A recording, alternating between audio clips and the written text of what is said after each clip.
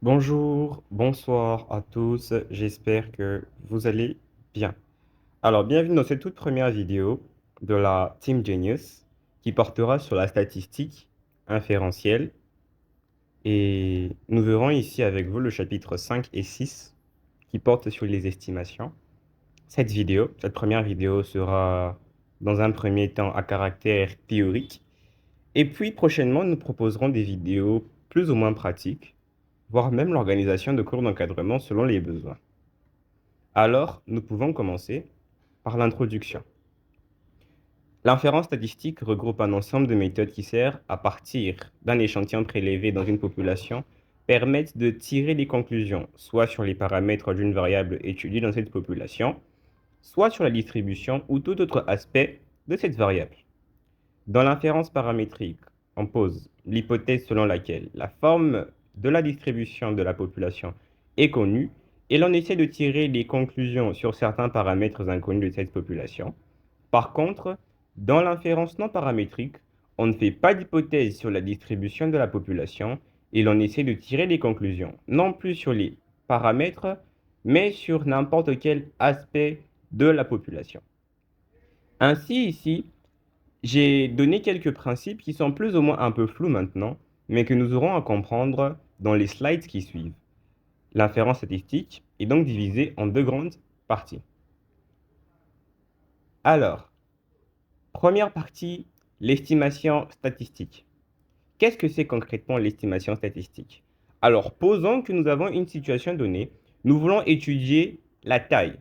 Donc, notre variable est la taille. Nous voulons étudier une variable taille et la population que nous avons ciblée, c'est la L2LMD phasée, ou bien les étudiants de la L2LMD phasée. Quel est le problème pour pouvoir trouver cette moyenne ou pouvoir étudier cette population? On ne sait jamais quand est-ce qu'on aura tous les étudiants de la L2LMD phasée réunis ensemble. Il y aura toujours des cas d'absence, etc., etc. Raison pour laquelle on va tirer un échantillon représentatif de telle sorte à ce qu'à partir de cet échantillon-là, nous puissions trouver la moyenne.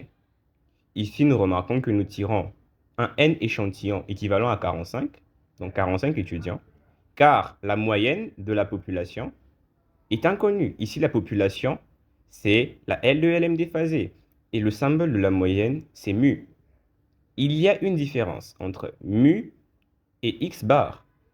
Mu représente la moyenne de toute la population étudiée, sauf que X bar représentera uniquement la moyenne de l'échantillon. Alors ici, nous voyons bien qu'en faisant la moyenne des tailles, donc x1 plus x2 jusqu'à x45, le tout divisé par 45, nous avons 1,65 m comme moyenne. Ainsi, on donne une valeur au paramètre inconnu mu, 1,65 m. On s'est basé sur un échantillon afin de pouvoir donner la réponse à mu qui n'était pas connu. Ainsi donc, en estimation, on suppose que l'on ne connaît rien du paramètre et l'on le cherche en estimant au moyen d'une statistique définie à partir d'un échantillon aléatoire. Passons à l'exemple suivant. Exemple de test d'hypothèse.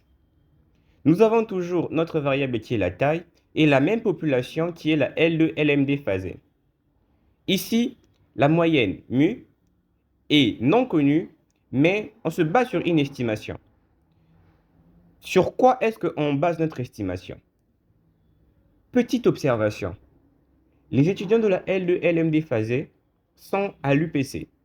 Et l'UPC se trouve à Kinshasa. Et Kinshasa en RDC. Cela veut donc dire que la majorité des étudiants de la L2LMD phasée, de la L2LMD, sont congolais. D'office, ils sont bantous.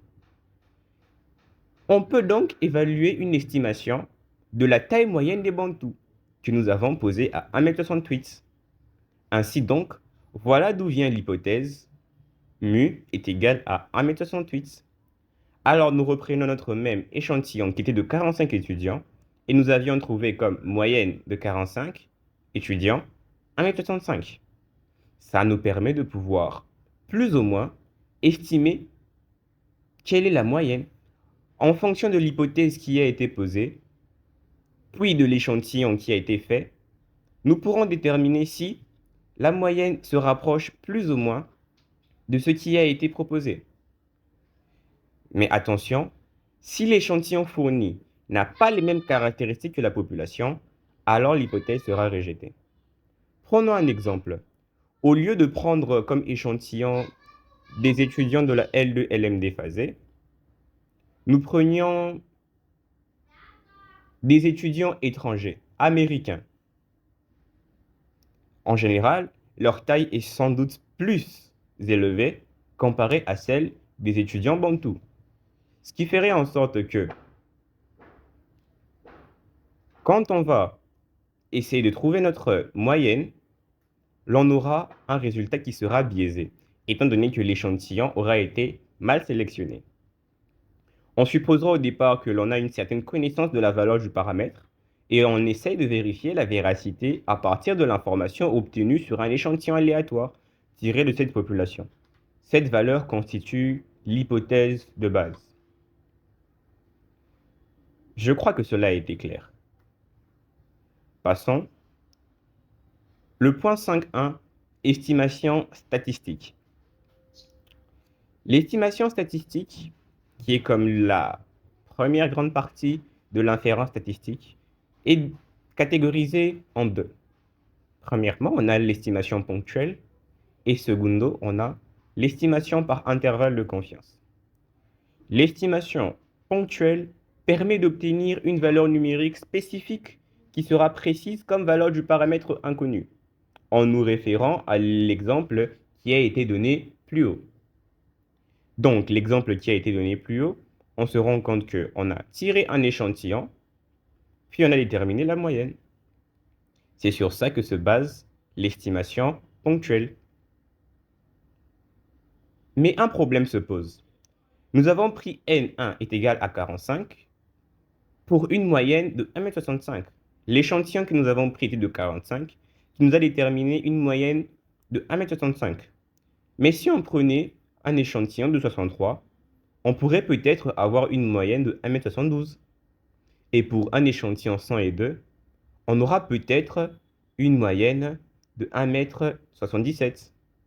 On ne sait quelle valeur choisir. Ainsi, l'idéal serait de trouver un intervalle mu qui est entre 1,60 m et 1,80 m pour plus de viabilité. C'est ainsi qu'intervient la nécessité de l'estimation par intervalle de confiance. L'estimation ponctuelle repose nécessairement sur la taille de l'échantillon. Or, si nous décidons de prendre des échantillons de taille différentes, nous aurons des moyennes différentes. Le mieux serait donc d'avoir un intervalle. Et, en voici donc la définition, l'estimation par intervalle de confiance permet de construire un intervalle à l'intérieur duquel la valeur du paramètre a de grandes chances de s'y trouver. Si l'on connaît la distribution des probabilités de l'estimateur utilisé, on pourra calculer la probabilité de cet intervalle aléatoire appelé intervalle de confiance, qui englobe la vraie valeur du paramètre inconnu.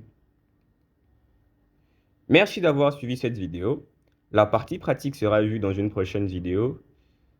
Nous mettrons un lien en description pour d'éventuelles questions ou des remarques à suggérer sur le contenu qui a été proposé. Et nous vous disons à la prochaine et restez connectés pour toutes les autres vidéos que nous allons suggérer. Merci.